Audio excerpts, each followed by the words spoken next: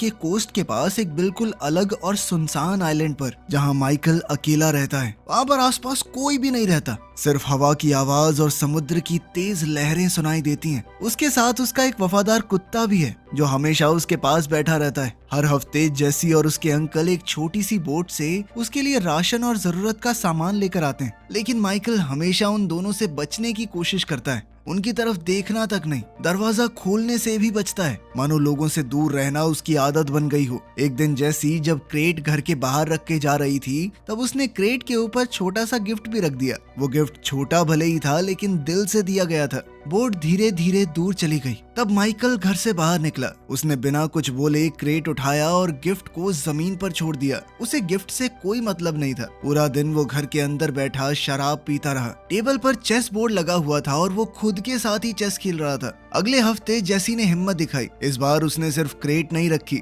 बल्कि दरवाजे पर नॉक भी किया। माइकल ने गुस्से में दरवाजा खोला, क्रेट को पकड़ा और तुरंत दरवाजा बंद करने लगा, लेकिन जेसी ने अपना पैर दरवाजे के बीच में अड़ा दिया। उसने फिर से वो तोहफा उसकी तरफ बढ़ाया और पूछा कि आप कभी हेलो क्यों नहीं बोलते? आप हमेशा हमसे दूर क्यों रहते हो? माइकल ने कोई जवाब नहीं दिया। उसने जेसी के पैर को जोर से हटाकर दरवाजा बंद कर दिया। जेसी ने जोर से कहा कि मैं तुमसे डरती नहीं हूँ। फिर वो वापस बोट की तरफ चली गई। गिफ्ट फिर से दरवाजे पर ही पड़ा रह गया। बोट पर उसके अंकल को मौसम का अलर्ट मिला। तेज तूफान आने वाला था। आसमान धीरे धीरे काला होने लगा। हवा तेज चलने लगी। समुद्र की लहरें अब बहुत ज्यादा खतरनाक हो गई थी। जेसी बड़ी मुश्किल से अपनी छोटी सी बोट में चढ़ी और उसे चलाने लगी, लेकिन लहरें इतनी तेज थी कि उसका चप्पू पानी में गिर गया। उसके अंकल ने चप्पू को पकड़ने की कोशिश की, लेकिन लहरों की वजह से उनकी बोट भी पूरी उलट गई। आइलैंड पर कुत्ता खिड़की के पास खड़ा होकर रोने जैसी आवाजें निकालने लगा। तब माइकल का ध्यान बाहर गया। उसने देखा कि समुद्र में कुछ गलत हो रहा है। वो तुरंत बाहर दौड़ा। भागते वक्त उसने गलती से गिफ्ट को लात मार दी।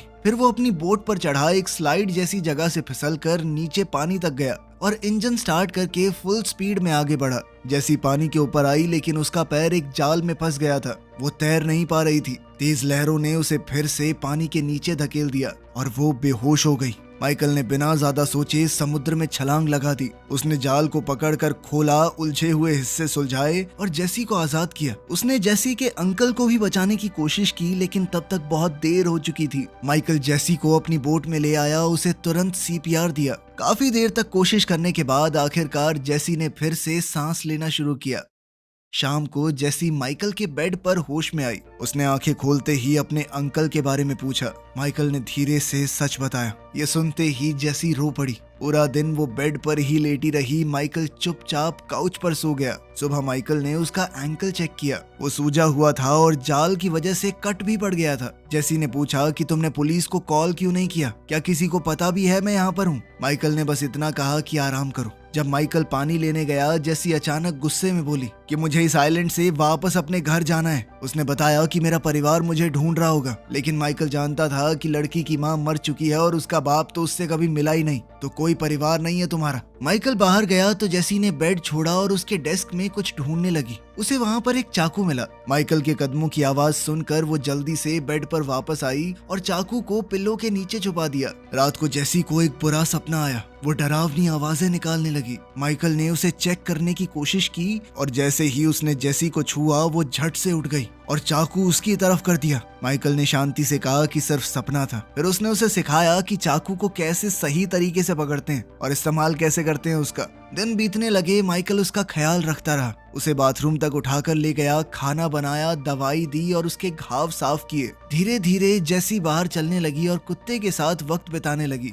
माइकल को ये देखकर अच्छा लगा। एक दोपहर जेसी ने पूछा कि वो उसके अंकल को कैसे जानता था। माइकल ने बताया कि हम दोनों फौज में एक साथ काम करते थे। जेसी को एहसास हुआ कि वो तो अपने सामने खड़े आदमी का नाम तक नहीं जानती और माइकल ने भी अपना नाम बताने से मना कर दिया। फिर जेसी ने कुत्ते का नाम पूछा, लेकिन माइकल ने कहा कि उसका भी कोई नाम नहीं है, तो जेसी ने कुत्ते का नाम जैक रख दिया। जेसी ने चेस बोर्ड देखा और कहा कि तुम आसानी से हार जाओगे, हाथी गलत जगह पे है। खैर माइकल ने ज्यादा ध्यान न देते हुए लड़की के पैर को फिर से देखा। पैर में इन्फेक्शन हो गया था, लेकिन उसने लड़की को हॉस्पिटल ले जाने से मना किया और कहा कि जरूरत की चीजें मैं खुद लेकर आऊंगा। अब माइकल बोट से मेनलैंड गया। तब जेसी ने उसके डेस्क पर एक ड्राइंग देखी। उसने जेसी और जैक की तस्वीर बनाई थी। जब उसने ड्रॉअर खोला तो पता चला कि माइकल ने उसका दिया हुआ तोहफा खोला था। अंदर एक स्नो